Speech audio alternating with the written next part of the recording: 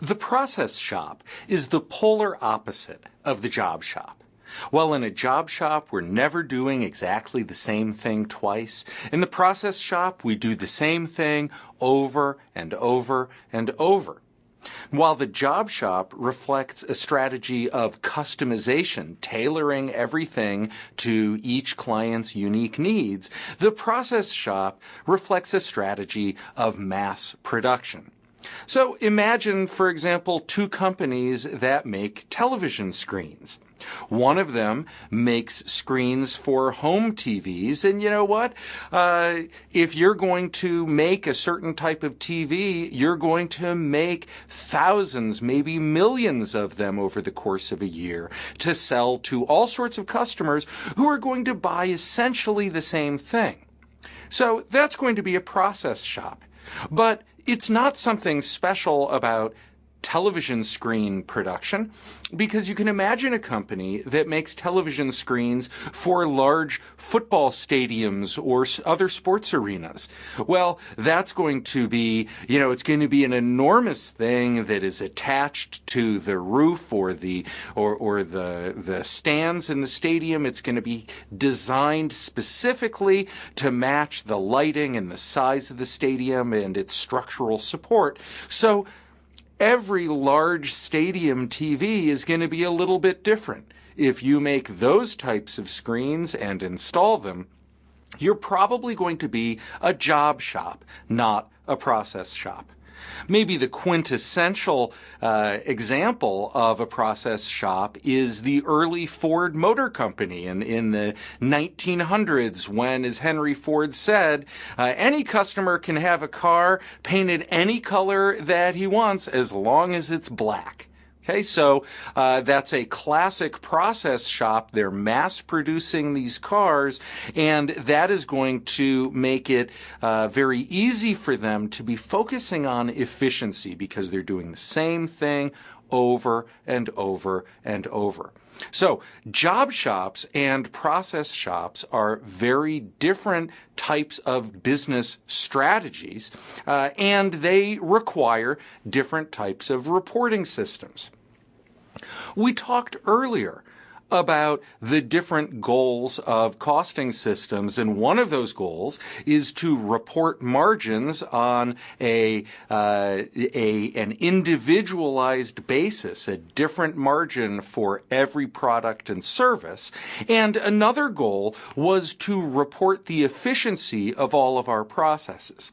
So if you think about how you care about these two types of reporting outcomes in a job shop versus a process shop, the thing to remember is that in a job shop, margins are going to be relatively important and efficiency not so much. There are a variety of reasons for this. First, let's talk economics for a second. So if you are doing a slightly different thing for every customer, then you're not going to face quite the same degree of competition as you would in mass production. Every customer has their special needs. They're going to have to go out and get quotes for the work that they need, and they're going to have to evaluate them. So they're not going to go out and get 1,000 quotes. They're going to get a handful. And what that means for the job shop is that they don't face nearly as much competition, which means that they have some power to set prices. Economists call this product differentiation. No two contractors who are going to remodel a kitchen will be exactly the same, and so they're going to be able to charge slightly different prices to get a profit based on their unique position. Okay, so, well, if you can set your own prices, then it's helpful to know your margins because, you can change your price if you think your margin's not high enough. Okay. A second reason that job shops care a lot about margin is that because they have so much variety in their production, they're going to want to think a lot about their product mix. They're going to identify the different margins for the different types of jobs that they take on, and they're going to want to get more of the profitable ones and fewer of the unprofitable ones. Okay. Now, At the same time, job shops care a lot about identifying margins and isolating them for every job. They don't care so much about efficiency. And there are a couple reasons for this. First, because they have that market power, because they're doing different things all the time, and so they don't have as many direct competitors, they're probably going to have relatively healthy margins.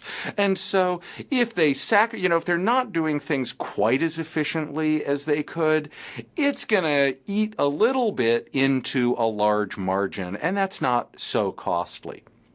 The second thing to think about is, well, you know what, if you're never doing the same thing twice, then how much benefit do you really get from figuring out how to do one particular thing a bit more efficiently? Well, it doesn't really help that much. You figure out how to do that one thing more efficiently, and then, well, you don't do it that many times because every job is different.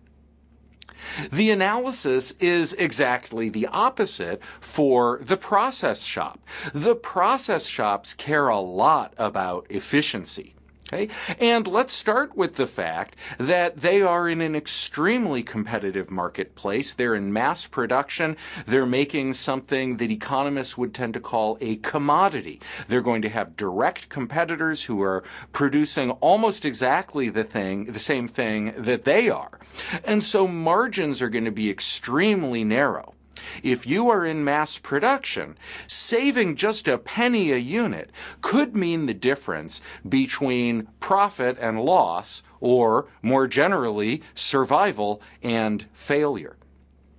Second, efficiency is extremely important for process shops because they're doing the same thing over and over and over again. So if they can identify a way to save a tiny bit of money on one of those processes, right? They save that penny every time they do it. Well, they're doing it so many times, those pennies really add up. Okay, so process shops care a lot about efficiency. And you know what? They don't care so much about margins. Why not? Well, they're in these very competitive markets, as we just said, and that means that they don't really have much of an opportunity to set their own prices. I mean, if you're selling a product and someone next door is selling an identical product, you're not just going to be able to raise your price by a little bit and still get customers. They're all going to go to your competitor. And if you can't set your own prices, knowing your margins isn't really all that helpful.